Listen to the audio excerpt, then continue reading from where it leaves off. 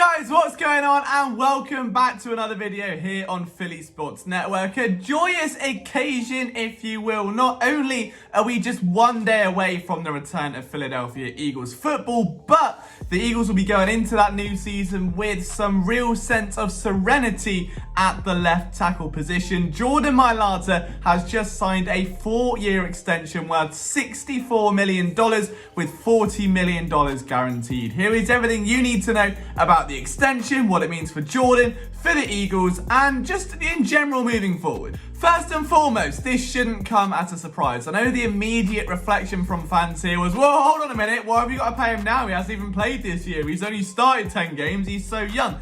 Well, yeah, admittedly, but it is also his contract year, and just if Jordan Mailata lives up to anywhere near the level of hype that is surrounding him this year, then he will even go on and exceed what we saw in 2020. And if he does that, then he's going to be not only just a solid starter, but an easy top 10 level tackle. And that is exactly how the Eagles have paid him. He is currently the 9th highest paid tackle in the NFL, which I think is very fair. Now, the risk of waiting would have been that if he balls out and has an absolutely amazing season, which is on the cards for the 6'8" former rugby player, let's not write it off, then he may have played himself outside of Philadelphia's pay grade and wanted to secure a huge contract. And do you know what? I wouldn't blame him. If Halapoulivaati Vaitai can get $50 million for existing, then I'm sure Jordan Mailata could get a little bit more for playing like a very, very, very good tackle. So jumping the gun, making sure you get the cheapest value possible and securing it for the long term is absolutely huge. I mean, just how good was Jordan Mailata in 2020? He played 733 snaps with 502 being pass blocking.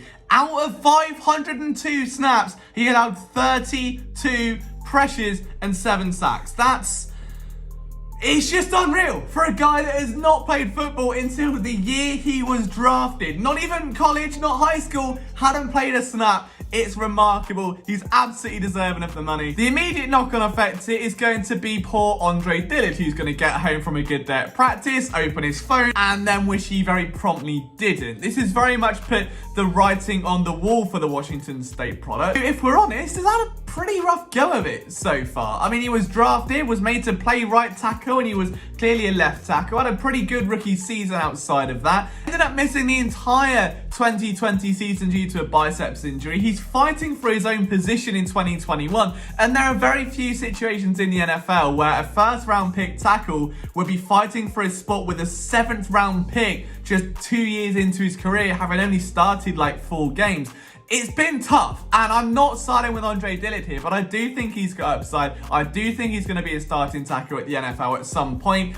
He's just not going to be in Philadelphia, and that much is clear now. So the real question is, what are they going to do with him? Towards the end of the NFL trade deadline, cash in while they can and get some value back. Like, there is no harm in holding your hands up, cutting your losses, cut your nose to spite your face and get out quickly, than just bag holding this stock, for lack of a better term, and watching his value decrease and decrease and decrease to a point of no return. If Dillard wants to be a starter, if there is belief that Dillard can be a starter, they've got to get him out quickly. You know you've got Jack Driscoll in the wings. You know you've got some versatile guys behind them, so capitalize on it. You know Jordan Mailata is the guy now. Get rid of Andre Dillard, bring in some extra help, some draft assets, whatever it may be, and start that process again. The second player this does impact, though, is Dallas Goedert. Now, I put a video up, I want to make this clear, about 3-4 months ago, before I took like the big break, saying the Eagles should trade Dallas Goedert. Fast forward a few months, and just like the Ronald Darby situation, the most disliked video of the year tends to be the most relevant one. Look,